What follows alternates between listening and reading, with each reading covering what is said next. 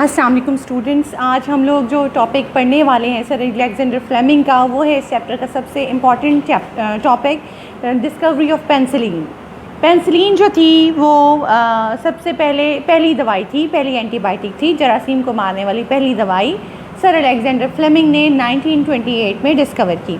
इसकी 3 स्टेजेस हैं। हम इसकी फर्स्ट स्टेज को डिस्कस करना शुरू करते हैं। इसमें हम लोग जो है पैराग्राफ नंबर है हमारा 25 पैराग्राफ नंबर 25 से हम पढ़ना शुरू करेंगे। इन 1928 में Fleming was appointed professor of bacteriology. 1928 में प्रोफेसर ऑफ बैक्टीरियोलॉजी बन गए Fleming in the university of London university में। And in the same year he hit on penicillin. Hit on का वर्ड थर्स्टी क्रो से ही हमें follow करता आ रहा है। इसका मतलब उर्दू में भी समझने और इंग्लिश में भी समझने। हिट ऑन का मतलब होता है दरियाफ्त करना, बाय चांस कुछ दरियाफ्त करना या अचानक कुछ जहन में आ जाना। ठीक है, think of by chance number 1, और नंबर 2 इसका मतलब है डिस्कवर बाय चांस। तो यहाँ पर पेंसिलिन को उन्होंने बाय चांस डिस्कवर किया, इसलिए इसके लिए वर्ड आएगा डिस्कवर बाय चांस पेंसिलिन। और उन्होंने इसी साल 1928 में जब वो लंदन यूनिवर्सिटी में प्रोफेसर ऑफ बैक्टीरियोलॉजी बने तो उन्होंने पेंसिलिन को दरियाफ्त किया। The phrase is his own, और ये अल्फाज उनके अपने ही हैं। फ्रेज मीन अल्फाज। The very first stage is in the discovery was due two stroke of good Fortune. Fortune mean chance या लक। इसके 2 मीनिंग्स हैं, चांस या दूसरा है लक। तो पहली जो स्टेज थी डिस्कवरी की फ्लेमिंग के मुताबिक वो बाय चांस थी, वो इत्तेफाक से अच्छी किस्मत की वजह से वो डिस्कवरी हुई। But only the first stage, लेकिन सिर्फ पहली स्टेज। और यहाँ पर पैराग्राफ नंबर 24 ख़त्म हो गया है। We are heading towards paragraph number 25। In his laboratory of Saint Mary's की लेबॉर्ट्री आपने याद रखना है कि ये स्कॉटलैंड में है। 2 लेबॉर्ट्रीज़ में फ्लेमिंग काम करते थे। एक तो सर एल्मरथ राइट की लेबॉर्ट्री थी जो फ्रांस में थी। फ्रांस में बुलोइन सरमर नाम का एक शहर था जहाँ पर इनके जो चीफ थे, जो कि उसमें आर्मी मेडिकल सर्विसेज के कर्नल भी थे, उनकी लेबॉर्ट्री थी सर एल्मरथ राइट की लेबॉर्ट्री, उनके साथ ये काम करते थे। और दूसरा इनके सेंट मैरीज़ हॉस्पिटल में इनकी लेबॉर्ट्री थी जो स्कॉटलैंड में ये यूनिवर्सिटी है मेडिसिन की। यहाँ पर डॉक्टर बनते हैं, ये स्कूल कहते हैं, स्कूल ऑफ मेडिसिन है यहाँ पर सेंट मैरी। यहाँ से ही इन्होंने डॉक्टर बने थे और यहाँ पे ही इनकी लैब भी थी, ये स्कॉटलैंड में थी। तो स्कॉटलैंड की जो लैब थी उसमें उन्होंने he was carrying out a series of experiments on the common germ called staphylococcus. एक जरासीम है जिसका नाम है स्टेफिलोकोकस। ये वो जर्म है जिसकी वजह से ज़ख़म ख़राब हो जाते हैं, ज़ख़मों में पस पड़ जाती है, उनमें इन्फ्लेमेशन हो जाती है और ज़ख़म बिगड़ जाता है। और यही वो मसला था जो पहली जंग अज़ीम से सर अलेक्जेंडर फ्लेमिंग के जहन पर छाया हुआ था और इसी को वो मुसलसल जो है वो इस पर रिसर्च कर रहे थे। स्टेफिलोकोकस एक आम सा जर्म है जिस पर वो एक्सपेरिमेंट कर रहे थे। He was growing colonies of the germ on the plate spread with eager.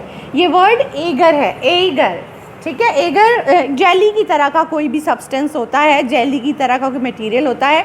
ज़ाहिर है कि वो जो ज़ख्मों से उनके ख़राब होने की पस वगैरह वो लेते होंगे और उस पस को जब वो कल्चर प्लेट पे रखते होंगे तो वो जेली की तरह का एक मटेरियल होता है और आपको पता है वो चिपचिपासा होता है। और वो ही उसमें जो मौजूद जर्म होता है स्टेफिलोकोकस, उस पर फ्लेमिंग अपने तजर्बात कर रहे थे। He was growing colonies of germ on plate, spread them under the microscope and had to take the covers off.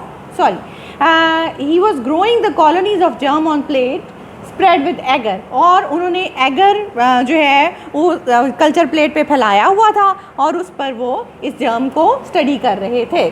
The plates were kept covered but to examine them under a microscope, the plates were kept covered। Plates जो थी, culture plates जो थी, उनको ढांप कर रखा जाता था। But to examine them under a microscope, लेकिन एक खुर्दबीन के नीचे उनको स्टडी करने के लिए he had to take the covers of, उन्हें कवर उतारने पड़ते थे।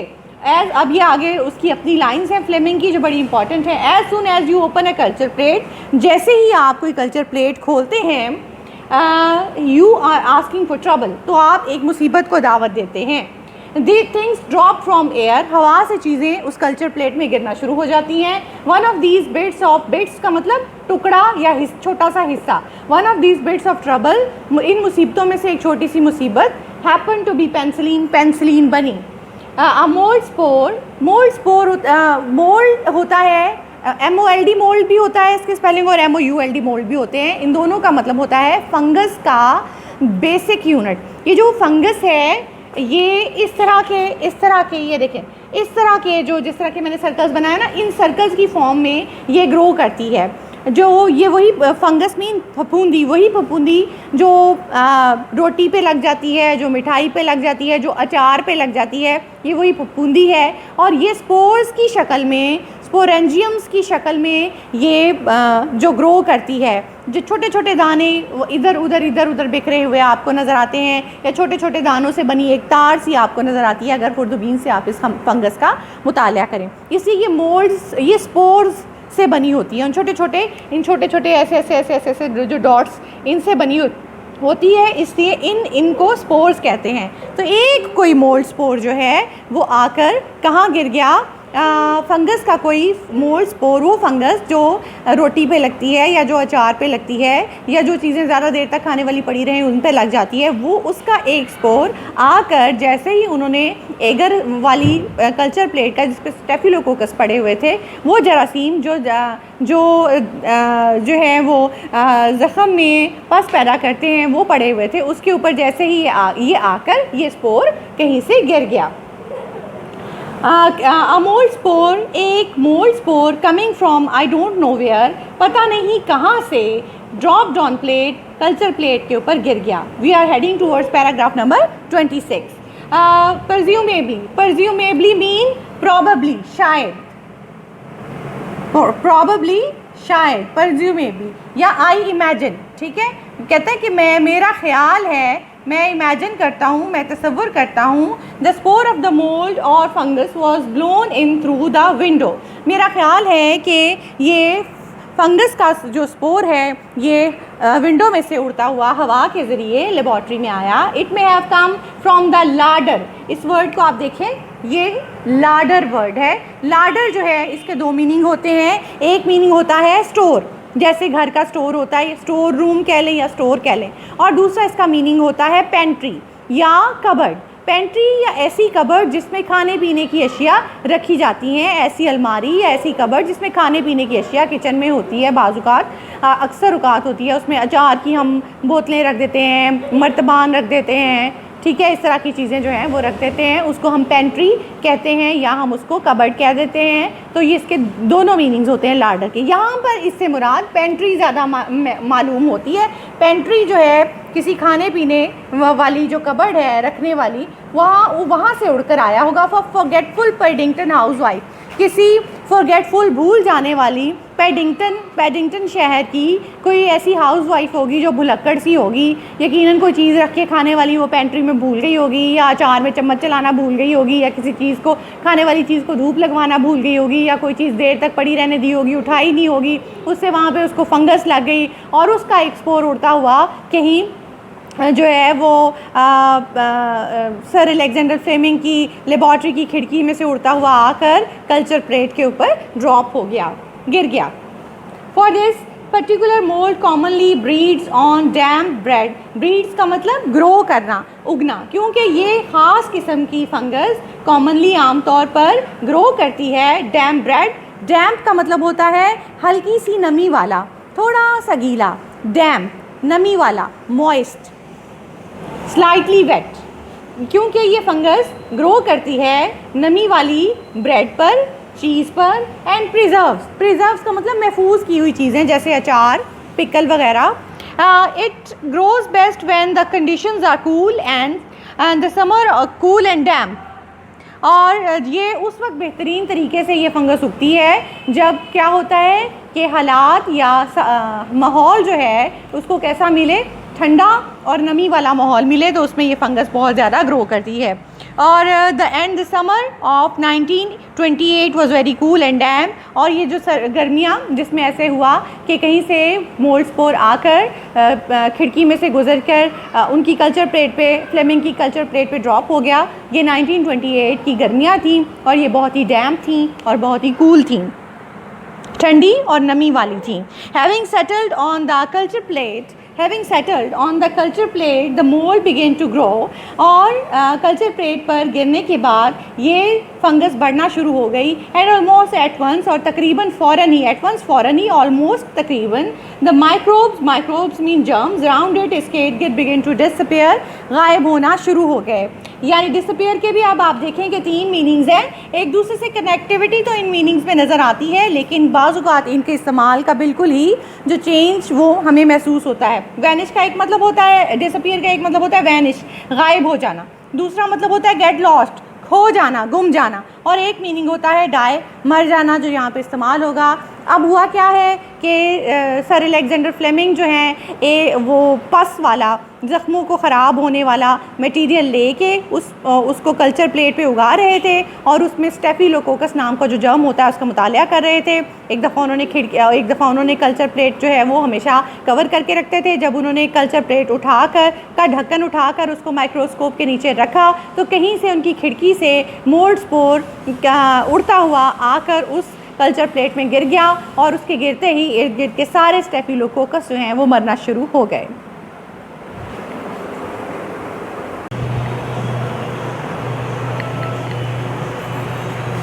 We are heading towards paragraph number 27.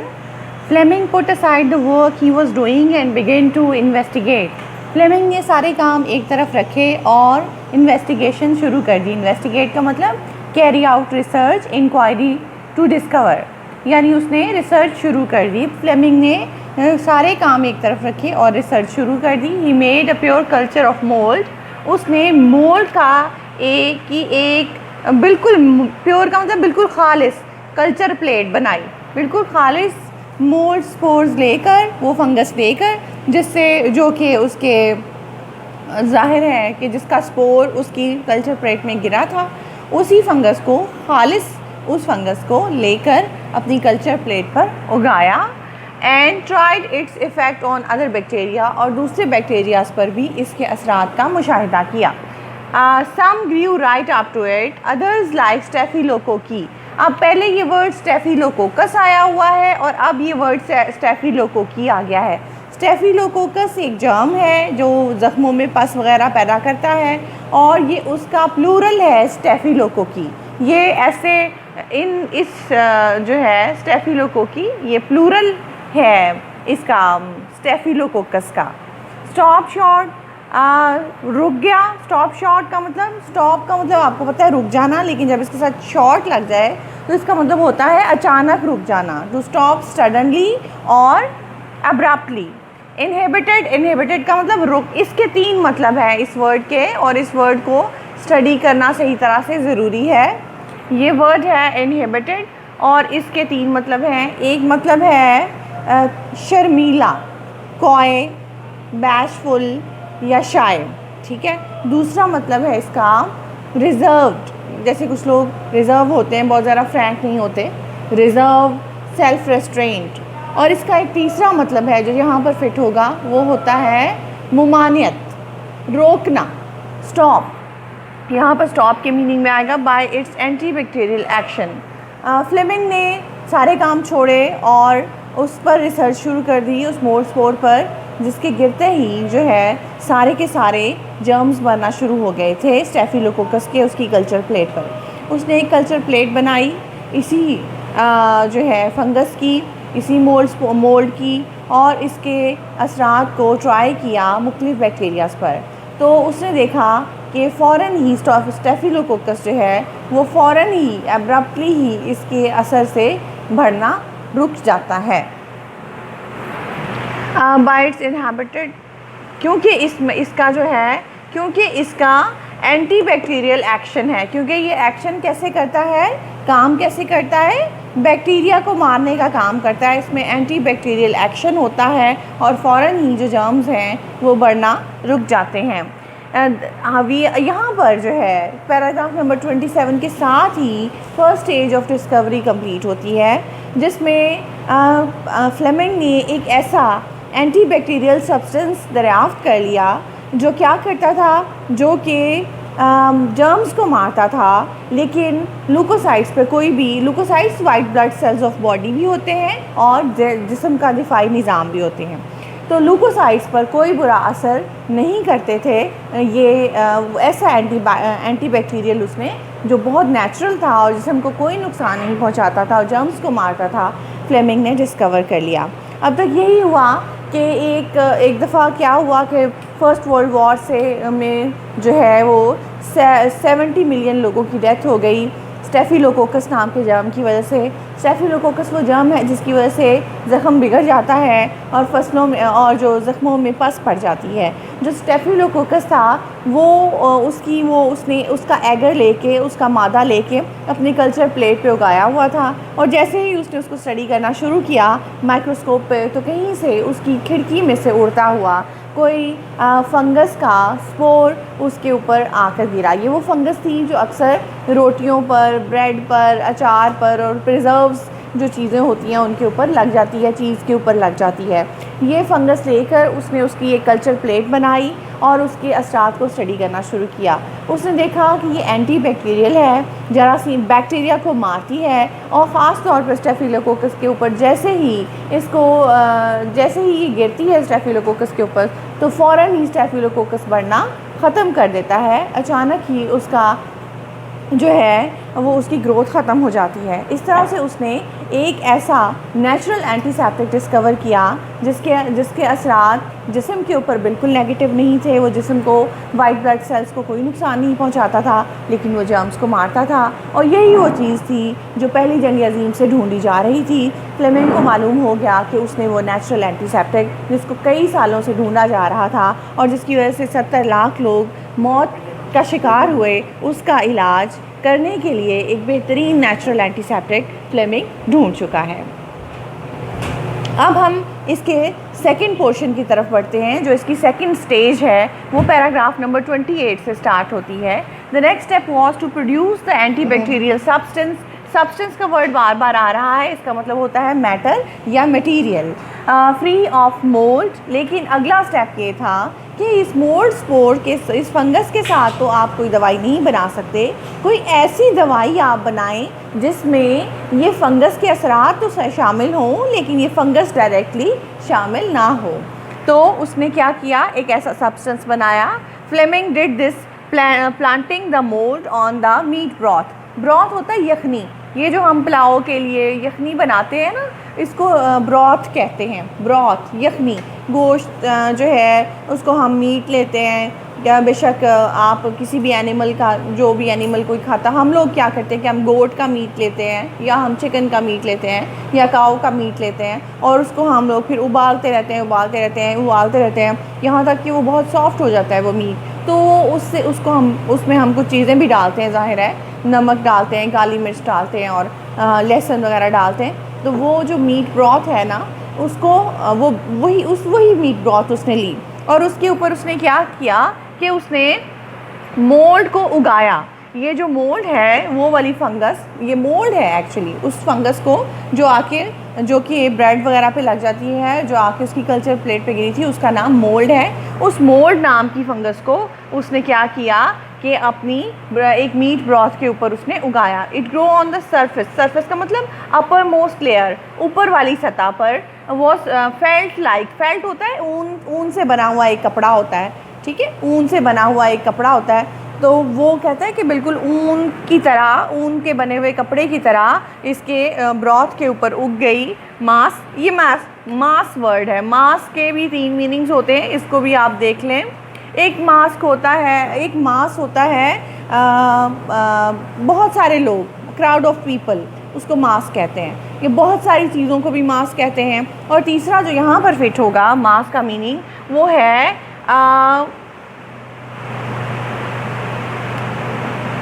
Body, ठीक है, एक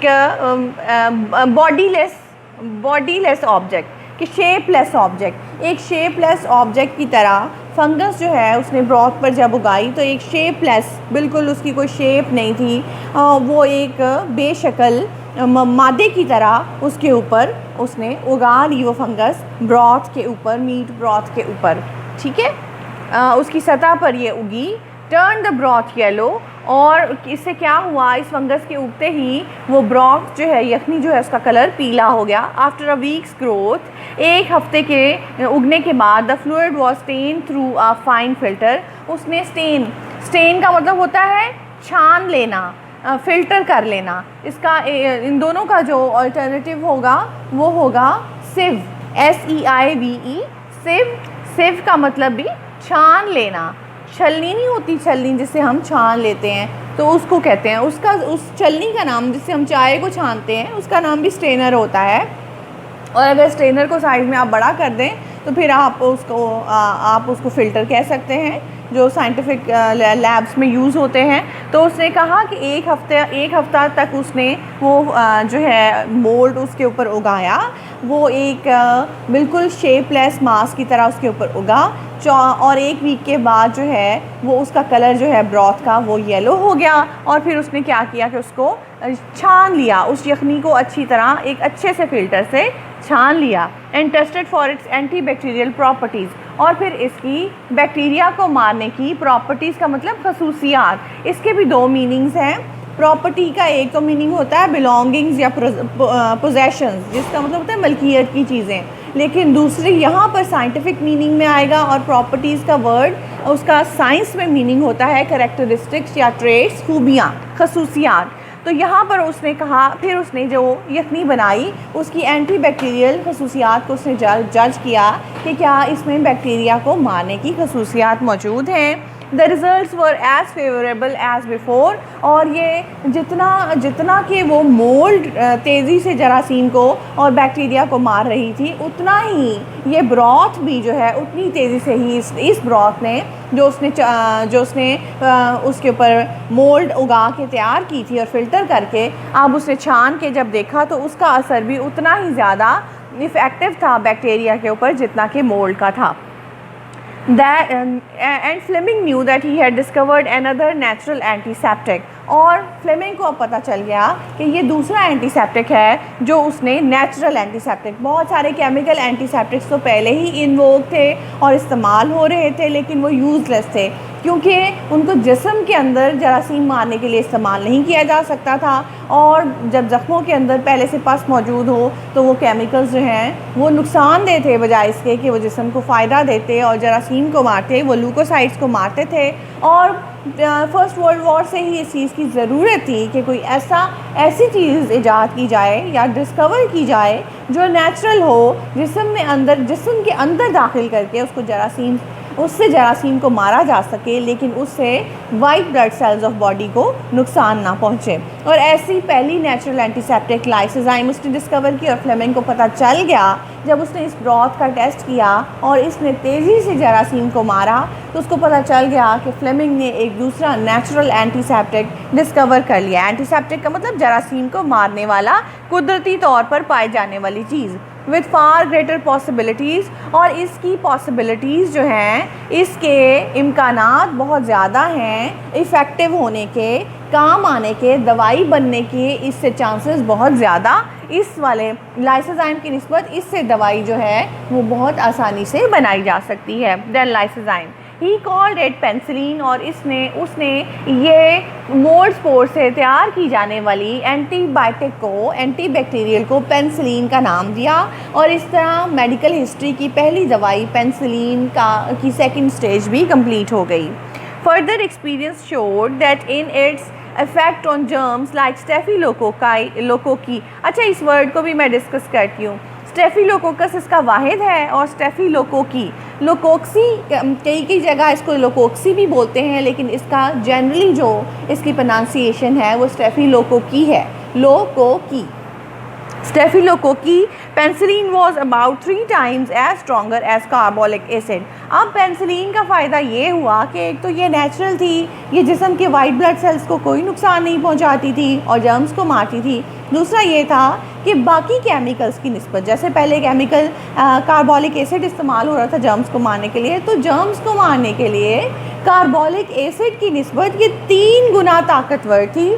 कार्बोलिक एसिड को जर्म्स, जितनी तेज़ी से कार्बोलिक एसिड जर्म्स ख़त्म करता था उससे 3 गुना तेज़ी से ये पेंसिलिन जर्म्स को ख़त्म करती थी। What was far more important was that unlike carbolic acid and all other chemical antiseptics, it had no toxic effect on leukocytes. Toxic का मतलब, toxic के मतलब होता है poisonous, जहरीला।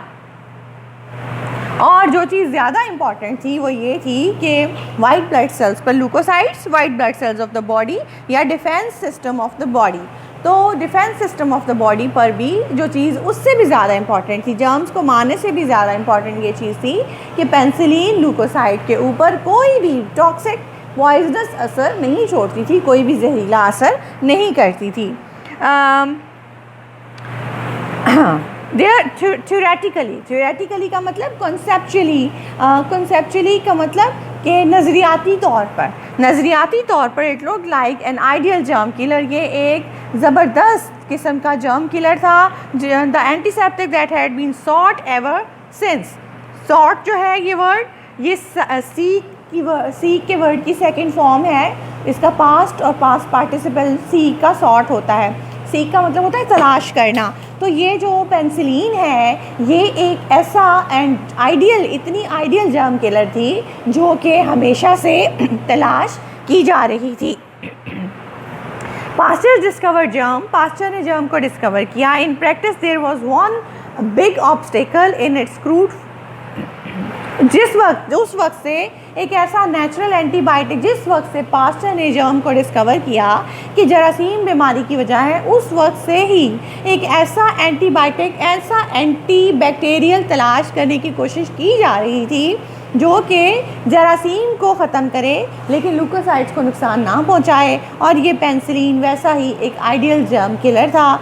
और ये क्या था कि in practice there was one big obstacle, लेकिन इसको थियोरी में तो आपके पास एक ऐसा कॉन्सेप्ट तो आपके पास आ गया कि आपके पास एक ऐसा नेचुरल एंटीबैक्टीरियल मौजूद है जो जरासीम को मारता है, और लेकिन बॉडी को या white blood cells of the body को कोई नुकसान नहीं पहुंचाता। लेकिन इसकी प्रैक्टिस में एक ऑब्स्टेकल, एक हर्डल मौजूद थी। वो हर्डल क्या थी? इन इट्स क्रूड फॉर्म। क्रूड का मतलब होता है अनप्योरीफाइड, ठीक है, अनप्योरीफाइड, जिसको प्योर ना किया गया हो। एक और वर्ड भी इसके लिए इस्तेमाल होता है, रॉ फॉर्म, खाम। ये अपनी खाम हालत में पेंसिलिन वॉज अनस्टेबल, गैर मुस्तहकम थी। अब देखिए ना, पेंसिलिन आपने बनाई है ब्रॉथ के ऊपर, मीट ब्रॉथ के ऊपर, और मीट ब्रॉथ आपने 1 वीक तक उसके ऊपर आपने मोल्ड उगाया और उसके बाद वो आपने पेंसिलिन बना ली। उसमें एंटीबैक्टीरियल एजेंट मौजूद हैं, वो जरासीम को मार रही है। लेकिन वो कितनी देर तक आप वो ब्रॉथ प्रिजर्व रख सकते हैं? उसमें कोई प्रिजर्व करने वाली तो चीज़ है ही नहीं। वो 1 दिन, 2 दिन, 3 दिन के बाद उसका असर जो है, एंटीबैक्टीरियल असर जो है, वो कम होने लगता था और ख़त्म हो जाता था। यानी वो अनस्टेबल थी। ज़रूरत इस चीज़ की थी कि क्या, कि वो जो क्रूड फॉर्म थी पेंसिलिन की, वो अनस्टेबल थी and it could not be used in the treatment of disease, और ये बीमारियों के इलाज में इस्तेमाल नहीं की जा सकती थी। देखिए, अब ये तो नहीं है ना कि आप यखनी की देगें बनाएं और देगों के ऊपर आप मोल्ड उगाएं 1 वीक तक और उसके बाद फिर जो पेशेंट्स आ रहे हैं उनको वो कप भर के दें। ऐसे तो नहीं ना होता। आप देखिए कि हम मेडिसिन ला के रख लेते हैं, फिर उसकी एक मखसूस दवाई हम एक लेते रहते हैं, उस मेडिसिन को हम इस मुल्क में भी पहुँचा रहे हैं, उस मुल्क में भी पहुँचा रहे हैं, ऐसे ही होता है ना। तो यही प्रैक्टिकल यूज़ है मेडिसिन का। लेकिन अगर आप ऐसा कोई काढ़ा बना लें, आप देखें ना, काढ़ा भी तो आप बनाते हैं ना वॉमिट के रोकने के लिए, लेकिन वो स्टेबल तो नहीं ना होता। थोड़ी देर के लिए आप उसको यूज़ कर सकते हैं, आप उसको मेडिकल पॉइंट ऑफ व्यू से तो नहीं ना यूज़ कर सकते। इसी तरह ये जो पेंसिलिन थी, इसमें भी ये तो था कि ये जर्म किलर आपके पास आ गया था ऐसा जो आपके लिए बेहतरीन था। लेकिन उसको ट्रीटमेंट में यूज़ नहीं किया जा सकता था, डॉक्टर्स उसको यूज़ नहीं कर सकते थे क्योंकि वो अनस्टेबल थी। थोड़ी देर बाद वो ब्रॉथ जो है एंटीबैक्टीरियल प्रॉपर्टीज़ उसकी ख़त्म होना शुरू हो जाती थी, ब्रॉथ ख़राब होना शुरू हो जाती थी और disease until a means it was could not be used। अच्छा, until a mean was found of concentrating it। यहाँ तक मीन्स का मतलब ज़रिया जो है, एक तो इसका मतलब होता है, मीन्स के भी दो मतलब होते हैं। एक मतलब होता है रिसोर्स, फाइनेंशियल रिसोर्स, पैसों का जो इनकम का रिसोर्स, ठीक है ना। दूसरा इसका मतलब होता है जो यहाँ पे यूज़ होगा, अ मेथड और प्रोसेस ऑफ डूइंग समथिंग। कुछ करने के लिए एक प्रोसेस को या एक कुछ करने का मेथड या कुछ करने का प्रोसेस, उसको कहते हैं मीन्स। तो यहाँ तक कि कोई ऐसा तरीका ना ढूंढ लिया जाए कि जिससे इसको कॉन्सेंट्रेट किया जाए। अब कॉन्सेंट्रेट के भी दो मीनिंग्स हैं। कॉन्सेंट्रेट का एक मतलब होता है तवज्जो मरकूज़ करना, लेकिन यहाँ पर इसका वो मीनिंग नहीं आएगा, यहाँ पर केमिस्ट्री वाले मीनिंग्स आएंगे। कॉन्सेंट्रेट क्या होता है? कॉन्सेंट्रेट का मतलब होता है कि किसी भी सब्सटेंस या सोल्यूशन की, ठीक है, क्या बढ़ाई जाए, स्ट्रेंथ को और जो है वो प्रोपोर्शन को उसमें बढ़ाया जाए। यानी अब ज़रूरत इस चीज़ की थी कि मीट ब्रॉथ में जो एंटीबैक्टीरियल एजेंट था उसके प्रोपोर्शन को बढ़ाया जाए और ये जो पानी है और बाकी जो चीज़ें हैं उसके प्रोपोर्शन को कम किया जाए, ठीक है ना। आप देखें मीट ब्रॉथ में सारा वो एंटीबैक्टीरियल एजेंट तो नहीं था, उसमें कितना सारा पानी था, उसमें जो था वो मीट था और उसमें और चीज़ें भी थी। ज़रूरत इस चीज़ की थी कि सिर्फ ऐसी उसको कॉन्सेंट्रेट किया जाए, यानी उसमें जो एंटीबैक्टीरियल एजेंट है मोल्ड, उसकी तादाद, उसकी ताकत को में इजाफा किया जाए और बाकी एक्स्ट्रा चीज़ें जो ख़ास तौर पे जो डाइल्यूट चीज़ें थी, जो पानी वाली चीज़ें थी, उनको निकाल दिया जाए, ठीक है। उसको हम क्या, या हम इसको कहेंगे रिड्यूसिंग द अदर डाइल्यूटिंग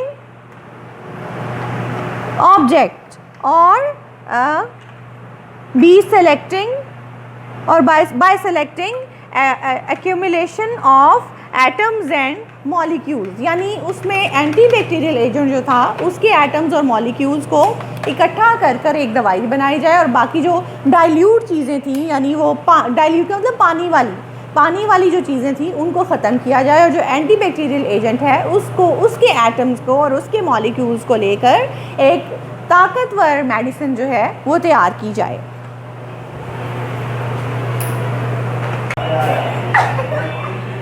इससे रिलेटेड 3 क्वेश्चंस हैं जो हमने अभी तक पढ़े हैं। इसके अलावा भी पेंसिलिन से रिलेटेड क्वेश्चंस हैं, जैसे पेंसिलिन एज वंडर ड्रग, और बाकी वो हम बाद में कवर करेंगे। अभी तक जितना हमने पढ़ा है उससे रिलेटेड क्वेश्चन है, describe how Fleming discovered penicillin. ये आपकी एक्सरसाइज का क्वेश्चन है कि फ्लेमिंग ने कैसे पेंसिलिन डिस्कवर की, या how was penicillin discovered, penicillin कैसे डिस्कवर हुई। इसका आंसर हम देखते हैं। इन 1928 में Fleming was examining the culture plate of germs. Fleming germs की कल्चर प्लेट को डिस्कवर कर रहा था। कौन से जर्म्स की? ऑफ स्टेफिलोकोकी की। व्हेन अ मोल्ड स्पोर, जब एक फफूंदी का spore blowing through the window में से उड़ता हुआ dropped on the culture plate के ऊपर गिर गया। He observe that this mould spore killed all the germs. उसने ये देखा कि मोल्ड स्पोर ने तमाम जर्म्स को मार दिया। फ्लेमिंग कॉल्ड इट पेंसिलिन, और फ्लेमिंग ने इसको पेंसिलिन का नाम दिया। इस मोल्ड स्पोर से जर्म्स को किल करने के प्रोसेस को फ्लेमिंग ने पेंसिलिन का नाम दिया। क्वेश्चन नंबर, नेक्स्ट जो क्वेश्चन आपकी एक्सरसाइज में है, in what respect is penicillin better than chemical antiseptics. दूसरे जो केमिकल एंटीसेप्टिक्स जरासीम को मारने के लिए इस्तेमाल किए जा रहे थे उनसे पेंसिलिन कैसे बेहतर थी? तो दूसरे केमिकल एंटीसेप्टिक्स थे आयोडीन और दूसरे केमिकल से आयोडीन और कार्बोलिक एसिड आपको पता है कि जिस्म के अंदर जब दाखिल किया जाता था तो वो खून के वाइट ब्लड सेल्स को मार देता था और इंसान की डेथ हो जाती थी। तो अब इसका पेंसिलिन इज़ 3 टाइम्स, अब इसमें पहली बात तो ये है कि penicillin is 3 times as strong as carbolic acid in killing the germs. पहली बात यह है कि पेंसिलिन जो है वो 3 गुना ताकतवर है कार्बोलिक एसिड से जरासीम को मारने में। It kills germs inside the body without damaging the white blood sales, और ये जर्म्स को जिस्म के अंदर से भी मार देती है और ब्लड सेल्स को, वाइट ब्लड सेल्स को कोई नुकसान नहीं पहुंचाती, which are the natural defence of body, जो इंसान के जिस्म का मुदाफ़ियाती निज़ाम है। Penicillin is a perfect natural anti bacterial agent. Penicillin एक बेहतरीन एंटी बैक्टीरियल एजेंट है। अच्छा, अभी हम क्वेश्चन नंबर 1 में जो था कि describe Fleming discover penicillin Fleming ने कैसे डिस्कवर की, वो स्टूडेंट्स बहुत शॉर्ट क्वेश्चन आंसर्स करते हैं, उनके लिए ये है कि in 1928 Fleming was examining the culture plate of germs. 1928 में फ्लेमिंग जर्म्स की कल्चर प्लेट को एग्जामिन कर रहा था। उसके बाद अमोल्ड स्पोर, ठीक है, इसको आप ये अमोल्ड, यहाँ पर फुल स्टॉप लगा देंगे जर्म्स के बाद, और उसके बाद दूसरी लाइन होगी, पहली लाइन आपकी ये होगी, दूसरी लाइन होगी AMOLED spore dropped on the culture plate. एक मोल्ड स्पोर जो है वो कल्चर प्लेट पे गिर गया। और तीसरी लाइन आपकी यहाँ से शुरू होगी, जो शॉर्ट क्वेश्चंस करते हैं, दिस का टी कैपिटल कर देंगे, this mould spore killed all the germs, और इस मोल्ड स्पोर ने तमाम जर्म्स को ख़त्म कर दिया। और Fleming called it penicillin, Fleming ने इसको पेंसिलिन का नाम दिया। इस तरह से 4 लाइन्स पे मुश्तमिल आपको आंसर देना पड़ेगा, लेकिन वो लाइन्स आपकी मैंने शॉर्ट कर दी हैं। अच्छा, अब सेकंड क्वेश्चन जो है कि पेंसिलिन कैसे दूसरे केमिकल एंटीसेप्टिक्स से बेहतर है, तो इसका ये होगा, आप सिर्फ इतना लिखेंगे, it kills germs inside the body without damaging the white blood sales, और यहाँ फुल स्टॉप लगा देंगे, ठीक है, जो बहुत शॉर्ट करते हैं कि ये ल्यूकोसाइट्स को जिस्म के अंदर ये वाइट ब्लड सेल्स को मारे बगैर जिस्म के अंदर से जरासीम को ख़त्म कर देती है। हम इसको जिस्म के अंदर भी दाखिल कर सकते हैं जरासीम को मारने के लिए। चलें जी, और नेक्स्ट क्वेश्चन है ऑक्सफोर्ड टीम के बारे में। ऑक्सफोर्ड टीम के बारे में हमने बड़ी डिटेल से पढ़ा है। उसने 2 काम किए, एक पेंसिलिन को कॉन्सेंट्रेट किया, और दूसरा जो है उसने क्या किया कि उसकी प्रोडक्शन की मास लेवल के ऊपर, एक लार्ज लेवल के ऊपर, लार्ज स्केल के ऊपर। What did Oxford team do in respect of penicillin? Penicillin से रिलेटेड ऑक्सफोर्ड टीम ने क्या काम किया? या ऑक्सफोर्ड टीम से रिलेटेड कोई भी क्वेश्चन आ जाए तो आप इसका यही आंसर लिखेंगे। Oxford team was headed by professor Howard Florey and doctor E.B. Chain. Oxford team की सरबराही प्रोफेसर हॉवर्ड फ्लोरी और डॉक्टर E.B. चेन कर रहे थे। It had trained chemist, bacteriologist as well as equipment. इनके पास ट्रेन केमिस्ट और bacteriologist तो थे ही थे, साथ साथ उनके पास साजो सामान भी था।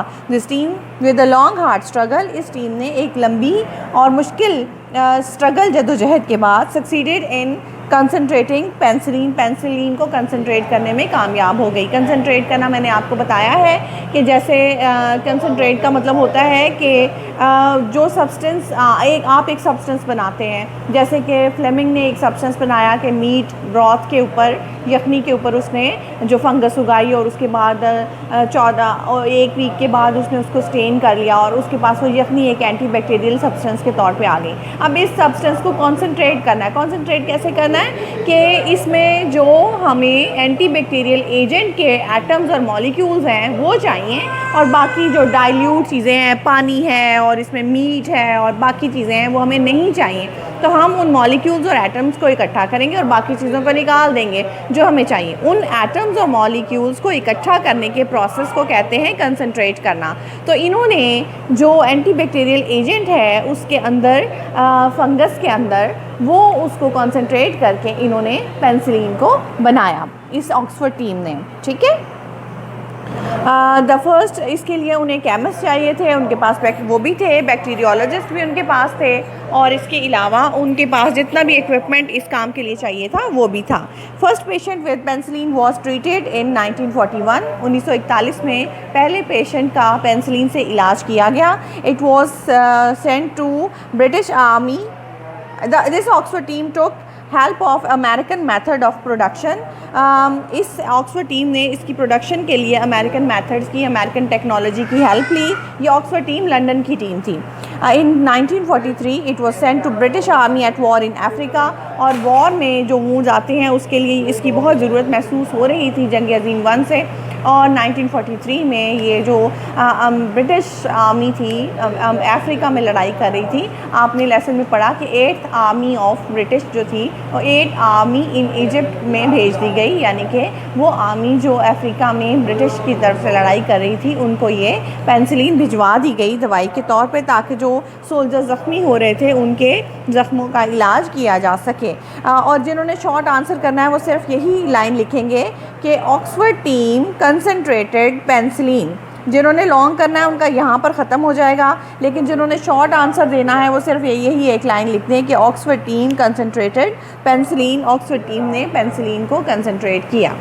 इसके साथ ही आज का लेसन हमारा ख़त्म होता है। पेंसिलिन जो है ये पेंसिलिन इस टॉपिक का, इस चैप्टर का सबसे इम्पॉर्टेंट यही वाला लेसन है और यही वाला लेक्चर है। इस लेक्चर को आप मैक्सिमम स्टूडेंट्स के साथ और अपने फ्रेंड्स के साथ शेयर कीजिए और जितनी दफ़ा मुमकिन हो सके फ्री टाइम में आप इसको सुने और इसके आंसर क्वेश्चंस को अच्छी तरह से, इससे रिलेटेड आंसर क्वेश्चंस को अच्छी तरह से प्रिपेयर करें। मेरे चैनल को ज़रूर सब्सक्राइब कर लें, बेल आइकन को प्रेस कर लें ताकि जैसे ही ऐसे बेनिफिशियल लेक्चर्स अपलोड हों तो वो आपको खुद से मिल जाएँ। और अपने फ्रेंड्स से जो सेकेंड ईयर के हैं उनके साथ भी इसको शेयर करें। Thank you so much. Stay blessed. Allah हाफ़िज़।